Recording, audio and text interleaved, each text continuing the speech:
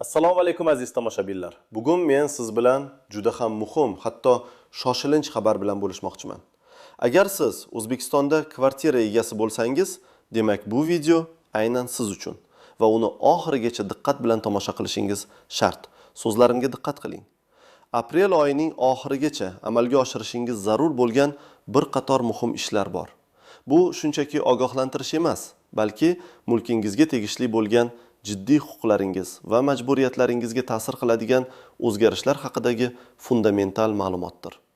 Agar siz ushbu muddatga rioya qilmasangiz, kelgusida katta muammolarga duch kelishingiz mumkin. Ular jarimalardan tortib, mulkingiz bilan bog'liq tranzaksiyalarni amalga oshirishda qiyinchiliklargacha borishi mumkin. Shunday ekan, hoziroq kanalimizga obuna bo'lib, ushbu videoga like bosing. Chunki bu ma'lumotni imkon qadar ko'proq odam bilishi kerak. Har bir daqiqa qimmatli. Endi esa bevosita asosiy muammoga o'taylik. Avvallari ko'plab mulk egalari o'zlarining kvartiralari, kadastr hujjatlarining, xususan texnik pasportining holatiga unchalik e'tibor bermas edilar. Mulkni sotib olgach, notarial rasmiylashtirishdan o'tgach, ular kadastr agentligida tegishli hujjatni olish bilan cheklanib, keyingi yillarda uni yangilash yoki o'zgartirish haqida kamdan kam o'ylashardi. Masalan, 2000-yillarning boshlarida sotib olingan kvartira uchun berilgan texnik pasport yoki kadastr guvohnomasi xuddi shu holatda saqlanib qolaverardi. Hatto egasi o'sha yillar davomida kvartirada kapital ta'mirlash ishlarini amalga oshirgan bo'lsa ham yoki xonalar rejasini biroz o'zgartirgan bo'lsa ham.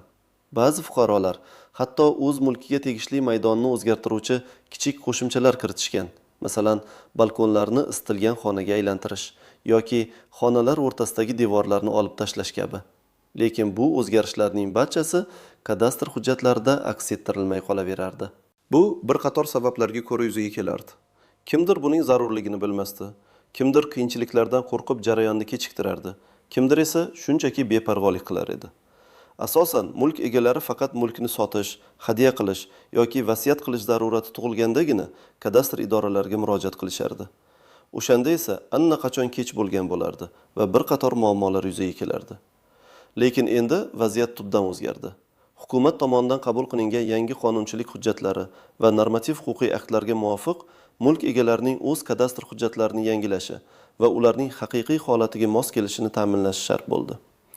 Asosiy o'zgarish shundaki, davlat mulk ma'lumotlarining aniqligi va dolzarbligini ta'minlashga qaratilgan yangi yagona milliy kadastr tizimini joriy etmoqda. Bu tizimda har bir mulk obyekti to'g'risidagi barcha ma'lumotlar, shu jumladan uning maydoni, joylashuvi, xonalar rejasi va boshqa texnik xususiyatlari aniq va elektron shaklda qayd etiladi.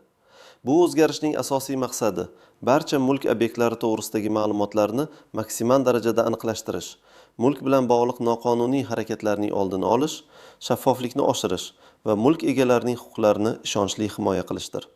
Shu bilan birga, bu tizim kelajakda soliq yig'ish, kommunal xizmatlar uchun to'lovlarni hisoblash va boshqa davlat xizmatlarini ko'rsatish jarayonlarini sezilarli darajada soddalashtirish kutilmoqda. Endi eski qoidalar bo'yicha berilgan va real holatga mos kelmaydigan kadastr hujjatlari kelajakda yuridik kuchini yo'qotishi mumkin. Va bu yerda asosiy muddat paydo bo'ladi. Aprel oyining oxirigacha. Aynan shu muddatga qadar siz o'z kvartirangizning texnik pasportini va kadastr guvohnomasini tekshirib, zarur bo'lsa ularni yangilashingiz yoki amaldagi holatga moslashtirishingiz shart. Keling endi batafsil ko'rib chiqamiz. Siz nimalarni bilishingiz kerak, kim xavotir olish kerak va kim xavotir olmasligi kerak. Bu qoida birinchi navbatda o'z kvartirasida katta o'zgarishlar amalga oshirgan. Masalan, xonalar rejasini o'zgartirgan, balkonni oshxona yoki xonaga qo'shib yuborgan, devorlarni olib tashlagan yoki yangi devorlar qurgan mulk egalariga tegishli. Agar sizning kvartirangizning haqiqiy joylashuvi va maydoni kadastr hujjatlarida ko'rsatilgandan farq qilsa, siz mutlaqo xavotir olishingiz va zudlik bilan harakat qilishingiz kerak. Ikkinchidan, uzoq yillar davomida kvartiraga egalik qilib, uning kadastr hujjatlarini hech qachon yangilamaganlar ham bu guruhga kiradi. Hattoki siz o'zgartirish kiritmagan bo'lsangiz ham, eski namunadagi hujjatlar yangi tizimga mos kelmasligi ehtimoli bor. Masalan, 15-20 yil oldin berilgan texnik pasportda raqamli ma'lumotlar bo'lmasligi, aniq o'lchovlar yetishmasligi mumkin. Bu esa yangi tizim talablariga javob bermaydi. Uchinchidan, yangi qurilgan uylardan kvartira sotib olgan, Ammo quruvchi tomonidan berilgan dastlabki hujjatlar asosida kadastr agentligida to'liq rasmiylashtirishni yakunlamagan shaxslar ham zudlik bilan ishga kirishishlari lozim. Ba'zan quruvchilar dastlabki kadastr hisobini o'tkazishadi, lekin yakuniy egasining nomiga to'liq rasmiylashtirish jarayoni kechikadi yoki umuman amalga oshirilmaydi. Keling, aniq misollar bilan tushuntiraman. Birinchi misol. Toshkent shahridagi 3 xonali kvartira egasi Dilshod aka. U 2005-yilda kvartirasini sotib olgan. 2013-yilda u kapital ta'mirlash ishlarini o'tkazib, oshxona va yashash xonasini birlashtirgan, ikkinchi yotoqxona va koridor o'rtasidagi kichik devorni olib tashlagan. Bu o'zgarishlar natijasida kvartiraning umumiy maydoni o'zgarmagan bo'lsa ham, xonalar rejasi sezilarli darajada o'zgargan. Biroq Dilshod aka bu o'zgarishlarni kadastr hujjatlarida rasmiylashtirmagan. Endi aprel oyining oxirigacha u kadastr agentligiga murojaat qilib, kvartirasining texnik pasportini qayta rasmiylashtirishi va haqiqiy holatga moslashtirishi shart. Aks holda uning mulki bilan bog'liq barcha tranzaksiyalar, masalan, sotish, hadya qilish yoki garovga qo'yish imkonsiz bo'lib qoladi. Bundan tashqari, kelajakda unga nisbatan noqonuniy qayta qurish uchun jarima qo'llanilishi mumkin. Bu esa ancha katta miqdorni tashkil etadi. Tasavvur qiling, u kvartirasini sotmoqchi bo'lganida xaridor tomonidan yoki bank tomonidan rad javobini olishi yoki hattoki kvartiraning bozor narxi tushib ketishi mumkin. Negaki hech kim muammoli mulkni sotib olishni xohlamaydi. Ikkinchi misol. Samarqand shahridan kelgan Gulnora opa 2018-yilda yangi qurilgan uyda kvartira sotib olgan. Quruvchi tashkilot unga dastlabki kadastr hujjatlarini bergan, ammo to'liq davlat ro'yxatidan o'tkazishni va shaxsiy texnik pasportni olishni Gulnora opaning o'zi amalga oshirishi kerak bo'lgan. Gulnora opa esa buni kechiktirgan, chunki shoshilinch ishlar yo'q edi deb o'ylagan. Endi u aprel oyining oxirigacha Davlat xizmatlari markaziga murojaat qilib, mulkini o'z nomiga to'liq rasmiylashtirishi va yangi kadastr guvohnomasini, shuningdek texnik pasportini olishi shart. Agar u bunga ulgurmasa, uning mulki ro'yxatdan o'tmagan deb hisoblanishi va bu kvartiraga nisbatan har qanday yuridik harakatlar cheklanishi mumkin. Bu masalan subsidiya olish, kredit rasmiylashtirish yoki hattoki bolalarni maktabga ro'yxatdan o'tkazishda qiyinchiliklar tug'dirishi mumkin. Uchinchi misol. Farg'ona vodiysida yashovchi Bobur aka o'z ota-onasidan meros qolgan kvartiraga ega. U 10 yil oldin merosni qabul qilgan, lekin kadastr hujjatlarini o'z nomiga to'liq rasmiylashtirmagan. Uning qo'lida faqat ota-onasining nomiga berilgan eski kadastr hujjatlari va merosga egalik huquqi to'g'risidagi guvohnoma mavjud.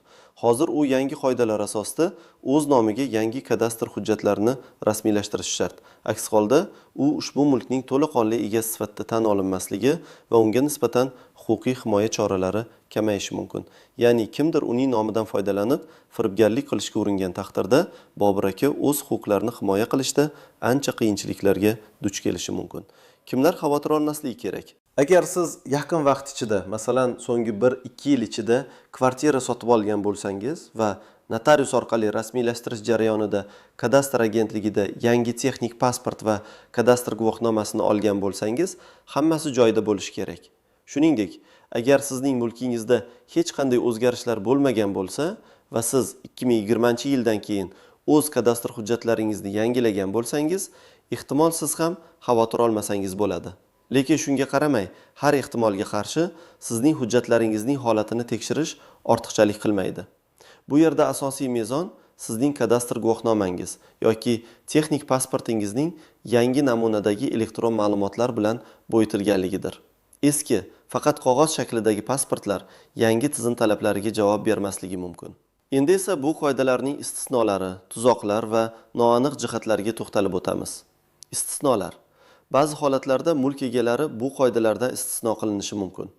Masalan, agar sizning kvartirangiz davlat mulki bo'lib, siz unda faqat ijarada turgan bo'lsangiz, bu qoidalar sizga tegishli emas. Shuningdek, agar mulk davlat balansida bo'lsa va unda hech qanday o'zgarishlar amalga oshirilmagan bo'lsa, davlat idoralari o'zlari ma'lumotlarni yangilashi mumkin. Ammo bu juda kam uchraydigan holat. Shu bois o'zingizni xavfsiz his qilish uchun har bir shaxs o'z holatini o'zi aniqlashtirishi juda muhim. Yangi turdagi texnik pasportlarda ko'pincha QR kodlar yoki noyob raqamli identifikatorlar bo'ladi.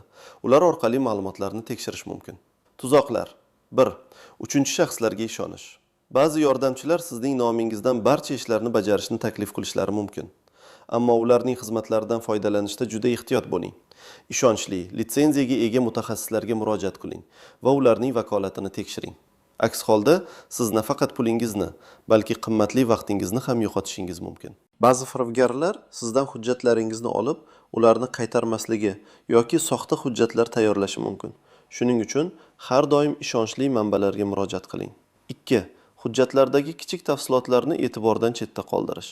Hatto bir harfning noto'g'ri yozilishi yoki bir raqamning xatoligi ham hujjatni yaroqsiz holga keltirishi mumkin. Masalan, ism, familiya, ota ismining pasportdagi ma'lumotlarga to'liq mos kelishiga alohida e'tibor bering. Kvartiraning manzilida uy raqami yoki xonadon raqamida xato bo'lishi ham jiddiy muammolarga olib kelishi mumkin. 3. Oxirgi daqiqagacha kutish. Aytib o'tganimizdek, muddat aprel oyining oxirigacha. Agar siz oxirgi kunlarga qoldirsangiz, davlat xizmatlari markazlarida yoki kadastr agentligida katta navbatlar bo'lishi mumkin. Bu esa hujjatlarni o'z vaqtida rasmiylashtirishga to'sqinlik qiladi. Jarayonning o'zi ham bir necha kunni, ba'zida hatto haftalarni talab qilishi mumkin. Masalan, ba'zi hududlarda mutaxassisning uyingizga kelishi va o'lchov ishlarini o'tkazishi uchun bir necha kun kutishga to'g'ri kelishi mumkin. Shuning uchun hoziroq harakatni boshlang. Noaniq jihatlar. 1. Umumiy egalikdagi kvartiralar. Agar kvartira bir necha shaxsga umumiy egalik huquqida tegishli bo'lsa, masalan, oila a'zolariga, barcha egalarning roziligi va ishtiroki zarur bo'ladi. Har bir egasi o'z ulushini rasmiylashtirgan bo'lishi kerak. Aks holda har qanday harakatlar, masalan, sotish yoki garovga qo'yish qiyinlashadi. Agar ulushlardan biri rasmiylashtirilmagan bo'lsa, butun mulk bilan bog'liq muammolar paydo bo'ladi. 2. Noqonuniy o'zgarishlar.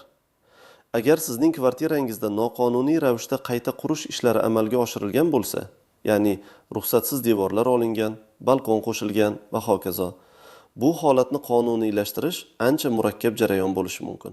Ba'zi hollarda bu o'zgarishlarni bekor qilish talab qilinishi ham mumkin. Bu esa qo'shimcha xarajatlarga olib keladi. Qonuniylashtirish jarayoni ko'pincha arxitektura va qurilish idoralarining xulosasini talab qiladi. 3. Avvalgi egalardan qolgan muammolar.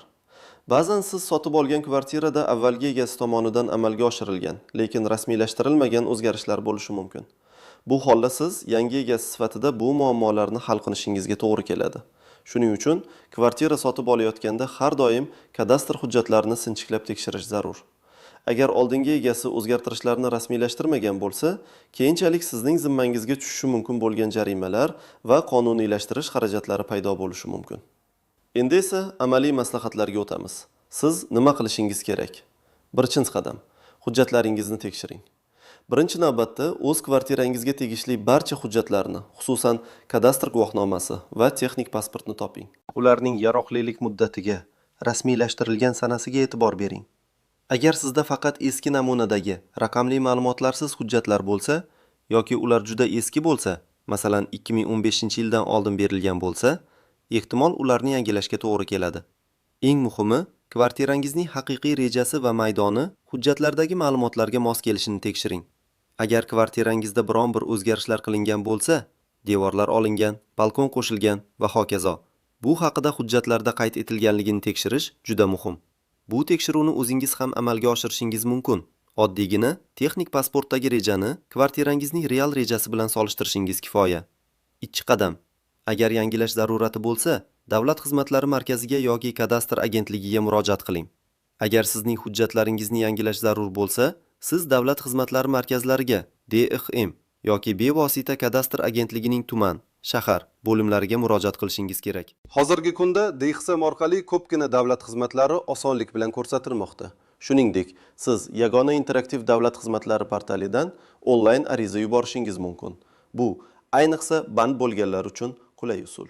Onlayn ariza berish orqali siz dastlabki ro'yxatdan o'tishingiz, talab qilinadigan hujjatlar ro'yxatini olishingiz va hattoki mutaxassisning kelish sanasini belgilashingiz mumkin. 3 qadam. Kerakli hujjatlarni to'plang. Murojaat qilish uchun sizga quyidagi hujjatlar kerak bo'ladi. Pasportingiz, asl nusxasi va nusxasi, mulk huquqini tasdiqlovchi hujjat, kadastr guvohnomasi, oldi-sotdi shartnomasi, hadya shartnomasi, merosga egalik huquqi guvohnomasi va hokazo. Aslini va nusxasini o'zingiz bilan olib borishingiz zarur. Eski texnik pasport, agar mavjud bo'lsa, uni ham aslini va nusxasini tayyorlab qo'ying. Nikoh to'g'risidagi guvohnoma agar mulk birgalikdagi mulk bo'lsa yoki nikoh davrida sotib olingan bo'lsa. Agar siz turmushda bo'lsangiz va kvartira umumiy mulk bo'lsa, turmush o'rtog'ingizning roziligi ham talab qilinishi mumkin. Agar siz boshqa shaxsning nomida harakat qilayotgan bo'lsangiz, notarial tasdiqlangan ishonchnoma. Ishonchnomada sizning mulk bilan bog'liq harakatlarni amalga oshirish huquqingiz aniq ko'rsatilgan bo'lishi kerak. Kadastr agentligining mutaxassisi kvartirangizni o'lchash uchun kelganida, uning ishini bajarish uchun sharoit yaratishingiz kerak. Ular kvartirangizning rejasi, umumiy maydoni va xonalarining aniq o'lchamlarini olishadi. 4-qadam. Arizani to'g'ri to'ldiring. DXM yoki kadastr agentligida sizga namunaviy ariza shaklini berishadi. Bu arizani diqqat bilan va xatosiz to'ldiring. Agar savollaringiz bo'lsa, u yerdagi mutaxassislardan yordam so'rang. Arizada siz o'z ma'lumotlaringizni, mulkning manzilini, shuningdek amalga oshirishni istagan xizmat turini, masalan, texnik pasportni yangilash yoki kadastr ma'lumotlarini o'zgartirish ko'rsatishingiz kerak. 5-qadam. Jarayonning borishini kuzatib boring. Arizangiz qabul qilingandan so'ng, sizga xizmat ko'rsatishning taxminiy muddati va raqami beriladi. Siz bu raqam orqali my.gov.uz portali orqali yoki DXM ga qo'ng'iroq qilib, arizangizning holatini kuzatib borishingiz mumkin. Jarayon odatda 5-7 ish kuni atrofida davom etadi. Ammo ba'zi holatlarda, masalan, agar kadastrga qo'shimcha tekshiruvlar talab qilinsa yoki kvartirangizda noqonuniy qayta qurish holatlari aniqlansa, muddat uzayishi mumkin. 6-qadam. Yangi hujjatlarni oling. Barcha jarayonlar tugagach, sizga yangi texnik pasport va yoki kadastr guvohnomasi taqdim etiladi. Hujjatlarni olib ketishdan oldin, ulardagi barcha ma'lumotlarning to'g'riligiga yana bir bor ishonch hosil qiling. Ism, familiya, manzil, kvartira maydoni va rejasi kabi barcha asosiy ma'lumotlar to'liq va xatosiz yozilgan bo'lishi shart. Agar biron bir xato topsangiz, darhol bu haqda murojaat qilgan idorangizga ma'lum qiling. Xulosa qilib aytganda aziz do'stlar, aprel oyining oxirigacha amalga oshirilishi shart bo'lgan ushbu vazifa sizning mulkiy huquqlaringizni himoya qilish va kelajakdagi har qanday muammolarning oldini olish uchun juda muhimdir. Buni shunchaki byurokratik jarayon deb hisoblamang, balki bu sizning qimmatli mulkingizni tartibga solish va uni yuridik jihatdan yanada mustahkamlash uchun berilgan imkoniyat deb qabul qiling. Bu muddatni e'tiborsiz qoldirsangiz, yuqorida sanab o'tilgan jiddiy oqibatlarga duch kelishingiz mumkin. Shuning uchun vazifani kechiktirmang, hoziroq harakatni boshlang. Umid qilamanki, ushbu ma'lumot siz uchun foydali bo'ldi. O'z fikrlaringizni va tajribalaringizni izohlarda yozib qoldiring. Balki sizda ham shunga o'xshash holatlar yuz bergan va sizning tajribangiz boshqalar uchun ham foydali bo'ladi. Ushbu videoga like bosing va kanalimizga obuna bo'lishni unutmang, toki siz va boshqa ko'plab insonlar muhim ma'lumotlardan bexabar qolmasin. E'tiboringiz uchun rahmat.